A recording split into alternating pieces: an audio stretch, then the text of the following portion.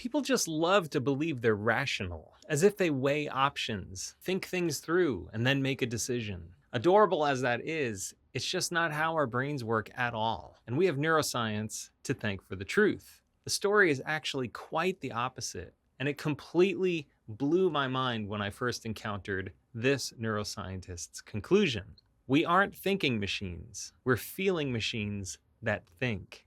That line comes from Antonio Damasio in his book, Descartes' Error. He's a neuroscientist who studied patients with brain damage. And these are people who had lost the ability to feel emotions. Their logic still worked perfectly. They could solve math problems, recall facts, analyze situations, all that rational stuff. And yet, they couldn't make choices, not even small ones, like what to eat for lunch or what shirt to wear. Without feelings, they were basically paralyzed. And that's when Damasio realized every decision starts with emotion. The logic is just the story we tell ourselves afterwards. And this happens at every level of our existence. Whether you're thinking of starting a business or getting married, filing bankruptcy, or teaching someone how to drive. Think about it in your own life. The person you married, the career you pursued, even the brand of the phone in your pocket. None of these things start with a spreadsheet. They start with a feeling. A spark of attraction, a gut instinct, a sense of belonging. And only later do you rationalize it, like, she's the right one for me, or taking this job makes sense, or the iPhone has better apps. Back when I was a full-time software developer, I was proud of my logical decision-making and ordered thinking. I knew how to make an argument, and I could prove I was right about anything I felt conviction about. I could write the code to describe the who, what, where, when, why, and how.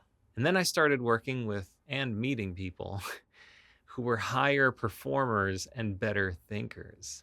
That's when I realized I'm not as smart or successful as they are because I made different decisions, probably worse decisions. So maybe I'm not as logical or smart as I think I am.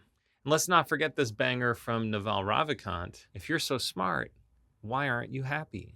It's a great question because it challenges our beliefs and everything we're certain about. But here's the kicker. Even certainty is a feeling. Knowing that I'm right about something isn't proof of anything. It's actually a mood. In his book, On Being Certain, Believing You Are Right Even When You Are Not, Dr. Robert Burton shares a crazy story about Mr. C, an elegant retired art dealer, who was hospitalized overnight with a small stroke. Mr. C went home the next day and called Burton in a panic, frightened that someone had replaced his favorite antique table with a cheap reproduction. This large table could seat 12 people. It weighed hundreds of pounds, and it featured ornate carvings from, I think, the Italian Renaissance.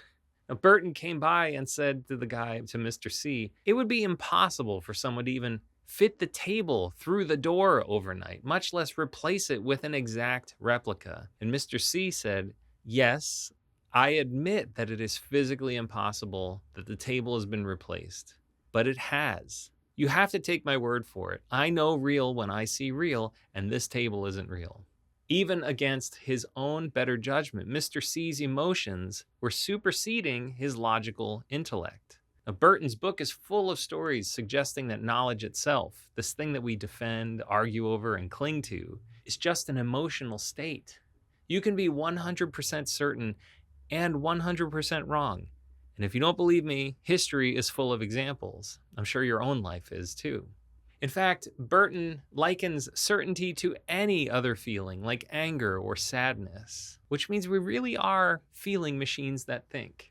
In my favorite book, Orthodoxy by G.K. Chesterton, he opens with a story of walking with a friend out in town, and the friend says, God helps those who believe in themselves. And Chesterton challenges us by pointing to a nearby asylum and saying, nobody believes themselves more than the patients in an asylum.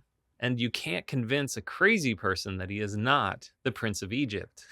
Now, obviously, I'm sharing some cherry-picked anecdotes, but the science is settled. We make emotional decisions and we rationalize them in retrospect. And the way that we feel determines what we think and how right we feel about it. And all of this begs the question, what do you do with this truth, with this information? Well, here's what I did and how I worked through it and processed it. First, I read books to learn how my mind works. I figured I couldn't understand myself if I can't explain how my body and mind work. Otherwise, it's like I'm just eating ice cream for every meal and having no clue why I'm getting fat. I have a whole pile of books I can recommend that are sitting on my bookshelf, so leave a comment if you're interested in knowing my favorites. Second, I had to stop pretending that I could just think my way out of every problem. No human is built that way. No human can just solve everything, not even my most galaxy-brained heroes. No one has ever been able to just think their way out of their worst situations. I needed friends to talk with and outlets like writing books or music to express those thoughts. This forced me to start thinking out loud and talking through my problems with these friends so I could get feedback from someone who was not in my own head.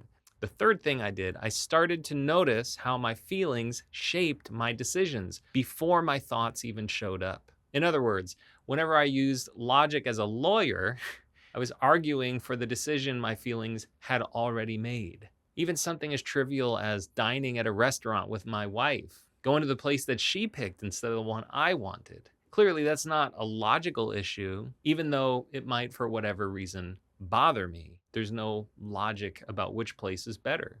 And fourth, I built habits, systems, and environments that accounted for the fact that feelings come first. I didn't try to fight my wiring, I worked with it instead. For example, I set up a rule that I won't buy anything more expensive than $200 unless I want the item a year later. If I find myself wishing I had it month after month, that's a great sign that I need it. And if I forget about it, I don't need it. Now, these realizations were a turning point for me. I stopped beating myself up for not being rational, and I started embracing my emotional decision making. I started believing what Dr. Susan David wrote in her book, Emotional Agility: feelings are data, not facts.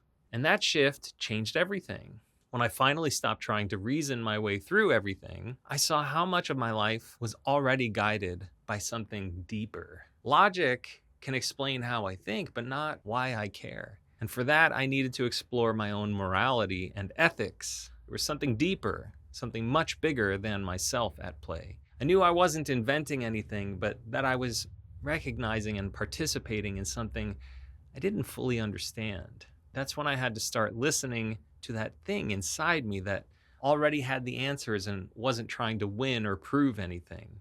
That little voice that whispers and gives good advice. And that's where I want to go in the next video.